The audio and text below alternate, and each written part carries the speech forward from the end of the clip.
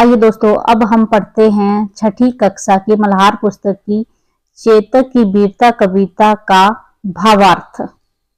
आइए अब हम पढ़ते हैं चेतक की वीरता कविता का भावार्थ।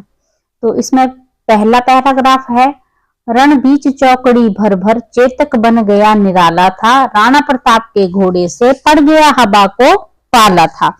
तो ये है हमारा पहला पैराग्राफ और इसमें शब्दार्थ है, जैसे रण होता है युद्ध का क्षेत्र और चौकड़ी होता है छलांग। तो प्रस्तुत पंक्तियां श्याम नारायण पांडे द्वारा रचित चेतक की वीरता नामक कविता से उद्धृत हैं। कवि इन पंक्तियों में चेतक की वीरता का वर्णन करते हुए कहते हैं कि चेतक युद्ध के मैदान में चौकड़ी भरकर अथवा छलांग लगाकर अपनी वीरता को दिखाता है।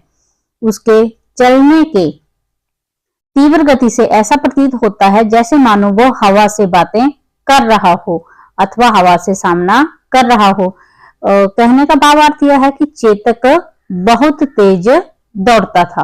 ना कभी चेतक तन पर राणा प्रताप का कोड़ा था, वह दौड़ रहा अरिमस्तक पर या आसमान का घोड़ा था।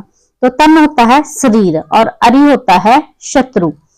तो इसके भावार्थ में कवि कहते हैं कि राणा प्रताप का घोड़ा,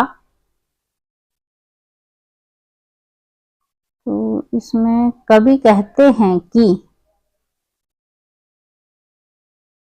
तो दूसरे पैराग्राफ की व्याख्या में कवि कहते हैं कि राणा प्रताप का घोड़ा चेतक के तन पर कभी भी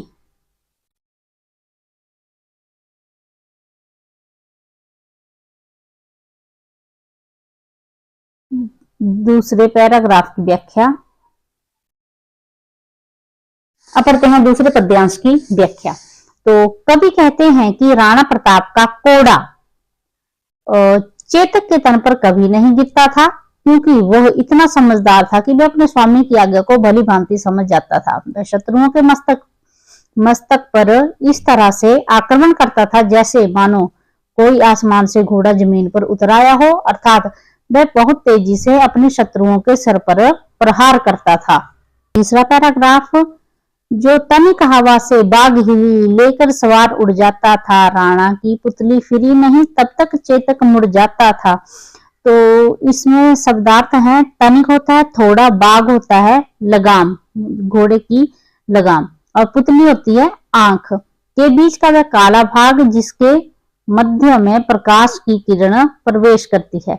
तो इस पैराग्राफ की इस पद्यांश की व्याख्या में कवि कहते हैं कि अगर हवा के माध्यम से भी घोड़े की लगाम जरा सी भी हिल जाती थी तो वह तुरंत अपनी सवारी को लेकर अर्थात राणा प्रताप को लेकर तीव्र गति से उड़ जाता था मीन्स बहुत तेजी से दौड़ने लगता था। राणा प्रताप को जिस तरह मुड़ना होता था वह उसकी आंखों की पुतली के घूमने से पूर्व भी उस दिशा में मुड़ जाता था। कहने का तात्पर्य यह है कि चेतक अपने स्वामी की हर प्रक्रिया को भली भांति समझता था। पद्यांश 4, कौशल दिखलाया चालों में, उड़ गया भयानक भालों में, निर्भीक गया वह ढालों में, सरपट दौड़ा करवालों में। तो शब्दार्थ में निर्भीक होता है निडर और सरपट बहुत तेज गति से दौड़ना। तो इस पद्यांश की व्याख्या में कवि कहते हैं कि चेतक ने अपनी कौशलता और वीर का परिचय अपनी चाल के द्वारा दिखाया। तीव्र गति से दौड़ना और निडर होकर अपने शत्रुओं पर आक्रमण करना उसकी वीरता का स्मारक था। वह निडर होकर युद्ध के समय में भयानक भालों और तरवालों से सुसज्जित शत्रुओं के बीच में जाकर उन पर प्रहार करता और नहरों नालों आदि को पार करता हुआ सरपट यानी कि बहुत तेज दौड़ता, गति को बाधाओं में फंसने के बाद भी वह निकल जाता है। यहीं रहा अब यहाँ नहीं, वह वहीं रहा है वहां नहीं, थी जगह न कोई जहां नहीं, जिस अरि मस्तक पर कहा नहीं। तो अरि होता है शत्रु, मस्तक होता है माथा या सिर। आगे देखिए इसकी व्याख्या।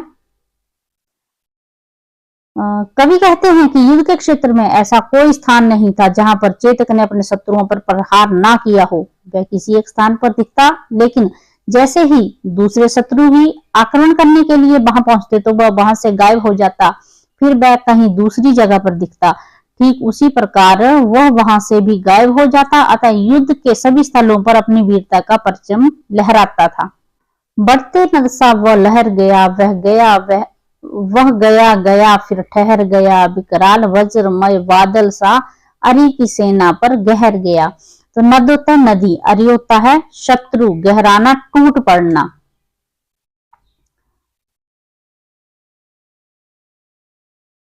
तो